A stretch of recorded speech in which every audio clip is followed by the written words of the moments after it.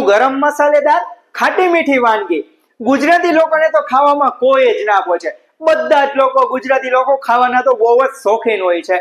અને મિત્રો, તમને ઘણા બધા એક એવા સોસાયટીમાં તમને પ્રશ્ન પૂછતા હોય છે કે તમે કયું ખાદ્ય તેલ ખાઓ છો. તેમાં આપણે વિવિધ પ્રકારના જવાબ મળતા હોય છે કે અમે સિંગ તેલ ખાઈએ છીએ, અમે કપાસિયાનું તેલ ખાઈએ છીએ, સાથે અમે સનફ્લાવર ઓઇલ, વળી કોક તો કોનસીડ ઓઇલ અને સાથે તલનું તેલ પણ આપણે ખાતા હોઈએ છીએ. આવા ઘણા બધા પ્રકારના આપણે જવાબ મળતા હોઈએ છે. પરંતુ મિત્રો, આ જે ફરતું તેલ છે તે આપણને સારું આરોગ્ય આપે છે ખરા? અને મિત્રો, જો આ તેલ ના ખાવું તો કેમ ના ખાવું અને કયું તેલ ખાવું જોઈએ કે જે આપણા સ્વાસ્થ્ય માટે, તમારા આરોગ્ય માટે એકદમ સ્વાસ્થ્યપ્રદ અને સારું છે? તો મિત્રો, કેમ છો? મજામાં? હું ડોક્ટર રાજન આજે આપની સામે નવી યુઝફુલ અને રોજબરોજની લાઈફમાં યુઝફુલ માહિતી થાય એવી લઈને આવી ગયો છું. તો મિત્રો, આ જે વિડીયો છે તે તમે જરૂરથી છેલ્લે સુધી જોજો અને તમારા મિત્રોને શેર કરવાનું પણ ના ભૂલશો. ભારત એક ખેતી પ્રધાન દેશ છે અને ગુજરાતમાં કપાસિયા અને મગફળીનું મબલખ ઉત્પાદન થાય છે. અને ગુજરાતમાં કપાસિયા તેલ ખાવાનું ચલણ તો વધારે તો છે જ. અને સાથે મિત્રો, ઘણા બધા પરિવારોમાં કપાસિયા તેલની રસોઈ બનતી હોય છે. પરંતુ કદાચ તમે ભૂલથી પણ વિચાર્યું પણ નહીં હોય કે આજે કપાસિયા તેલની આપણા સ્વાસ્થ્ય પર શું ભયાનક, શું ઘાતક અસર પડે છે. મિત્રો, કપાસિયા જે તેલ છે તેનું મુખ્ય વસ્તુ એટલે કે તે છે કપાસનું બીજ, દેશી કોટન સીડ. અને મિત્રો, એવું નથી કે ગુજરાતમાં જ આની ભરપૂર પ્રમાણમાં ખેતી થાય છે, ભરપૂર પ્રમાણમાં મબલખ ઉત્પાદન થાય છે. બીજા રાજ્યોમાં પણ આમનું ઉત્પાદન મબલખ પ્રમાણમાં તો છે જ. પરંતુ મિત્રો, બીજા રાજ્યોની સરખામણીમાં ગુજરાતમાં કપાસિયા તેલનું ચલણ વધારે છે અને કપાસિયા તેલની રસોઈ વધારે બને છે. અને મિત્રો, આ સમયમાં છેલ્લા અમુક વર્ષોથી દેશી કોટન સીડ એટલે કે દેશી કપાસિયા બીજ સાવ જ ઓછા જોવા મળે છે અને એમ પણ કહી શકાય કે તે નાશ પણ પામ્યા છે. એના ઓપ્શન તરીકે આપણે જે બીજો કોટન સીડ વાપરીએ છીએ તે છે બીટી કોટન સીડ. અને આ જે બીટી કોટન સીડ છે તે આપણા સ્વાસ્થ્યનો શત્રુ છે, તે આપણા સ્વાસ્થ્ય માટે ભયજનક, ઘાતક છે. અને મિત્રો, આ જે બીટી કોટન સીડ છે અને આ જે કપાસની ખેતી જે થાય છે તેમાં આપણે જીવાતથી બચવા ભરપૂર પ્રમાણમાં પેસ્ટિસાઇડનો ઉપયોગ થાય છે. સાથે મબલખ ઉત્પાદન કરવા માટે પેસ્ટિસાઇડનો ઉપયોગ થાય છે. અને સાથે તેના કારણે આ જે પેસ્ટિસાઇડ રૂપી જે કપાસિયાનું તેલ છે તે આપણા સ્વાસ્થ્ય માટે ખૂબ જ એક રાક્ષસ સમાન ઊભું થાય છે અને આપણા સ્વાસ્થ્ય માટે તે એક ઝેર સમાન પણ ઊભું થાય છે. તેના કારણે આપણને હૃદય રોગનો હુમલો, સાથે લીવર ડેમેજ અને લંગ્સને લગતી ઘણી બધી બીમારીઓ ઊભી થાય છે. તો મિત્રો, આજે ને આજે કપાસિયા તેલ ખાવાનું ટાળવું જોઈએ. એવો ટ્રેન્ડ ચાલી રહ્યો છે કે અમે તો સનફ્લાવર ઓઇલ ખાઈએ છીએ. શું મિત્રો, તમે ગુજરાતમાં સૂર્યમુખીની ખેતી થતી જોઈ છે ખરા?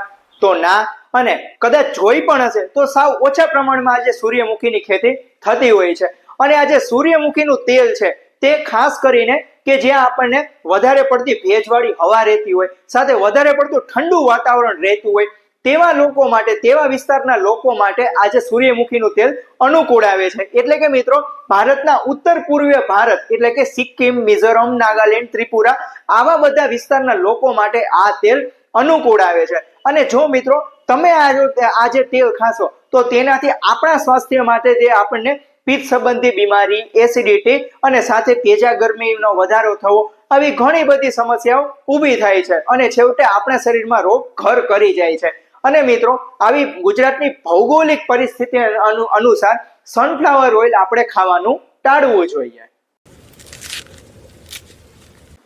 જાણીને નવાઈ લાગીને કે મકાઈનું તેલ, અને એ પણ કે જેને આપણે રોટલી બનાવીએ છીએ, જેનો લોટ દળીએ છીએ અને તે આપણને ખાઈએ છીએ અને તેમાંથી તેલ ખાવાનું. તો હા, જે મકાઈનું જે બી છે તેમાં જે આપણે મીંજ રહેલું છે અને જે નાનું એવું મીંજ છે ત્યારે જેને દળવામાં આવે અને તેમાંથી માત્ર ને માત્ર સૂક્ષ્મ અલ્પ માત્રામાં તેમાંથી તેલ મળે છે.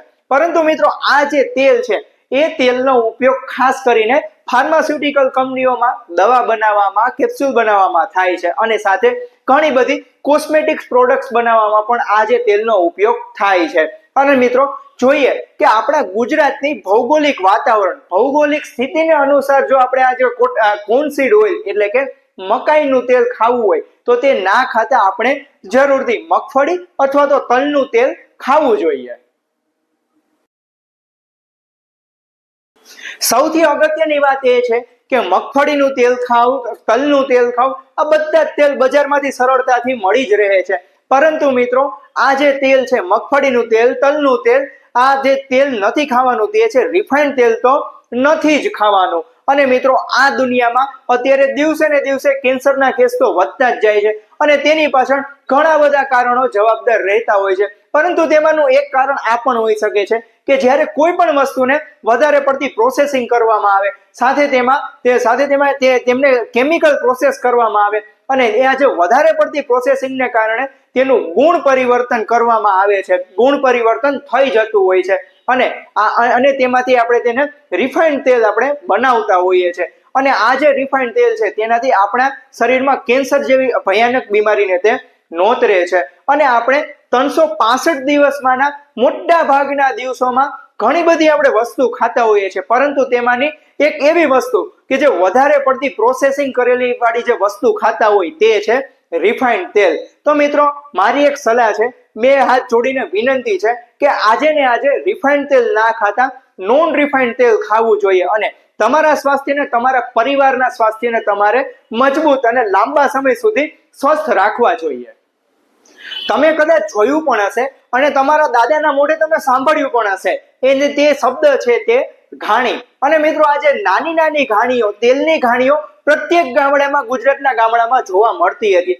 પરંતુ જ્યારે રિફાઇન્ડ તેલ અને રિફાઇન્ડ ટેકનોલોજી જ્યારે આવી છે ત્યારથી જ્યારે આપણે બીપીના ચક્કરમાં, low BP, high BP, cholesterol, હૃદય રોગ, આવા ઘણા બધા ચક્કરમાં આવીને આપણે શુદ્ધ તેલ ખાતા, દેશી ઘાણીનું તેલ ખાતા બંધ થઈ ગયા છીએ અને હાથે કરીને આપણે કેન્સર જેવી ભયાનક બીમારીને આપણે નોતરીએ છીએ. તો મિત્રો તેલ ખાવ, શુદ્ધ તેલ ખાવ અને તે પણ દેશી ઘાણીનું તેલ ખાવ. અને મિત્રો જોઈએ કે રિફાઇન્ડ તેલ બનાવવામાં જ્યારે આપણે એક ગેસોલિન નામનો કેમિકલ વપરાય છે કે જેને કારણે આપણા શરીરમાં કેન્સર નામની ભયાનક બીમારી ઊભી થાય છે અને આપણે કોલેસ્ટ્રોલ રૂપી ઘણા બધા રોગો પણ આપણે ઊભા થતા હોય છે. તો મિત્રો ગુજરાતમાં રહો છો અને મગફળીનું તેલ ખાવ, તલનું પણ તેલ ખાવ, પરંતુ તે છે રિફાઇન્ડ તેલ ન ખાતા નોન રિફાઇન્ડ તેલ ખાવ અને તે ખાસ કરીને દેશી શુદ્ધ તેલ ખાવ અને તે પણ ઘાણીનું તેલ, અને તે પણ ધાણીનું તેલ ખાવ.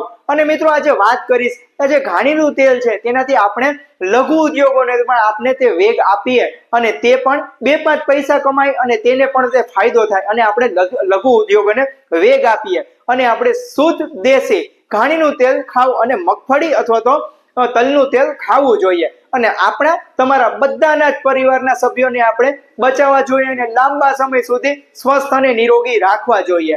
તો મિત્રો રજા લઉં છું, ફરીથી મળીશું નવી માહિતી સાથે.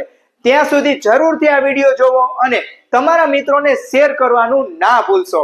અને આવી વધુ ને વધુ ઉપયોગી યુઝફુલ માહિતી મેળવવા માટે જરૂરથી આ ચેનલને સબસ્ક્રાઇબ કરવાનું ના ભૂલશો. સૌનો આભાર.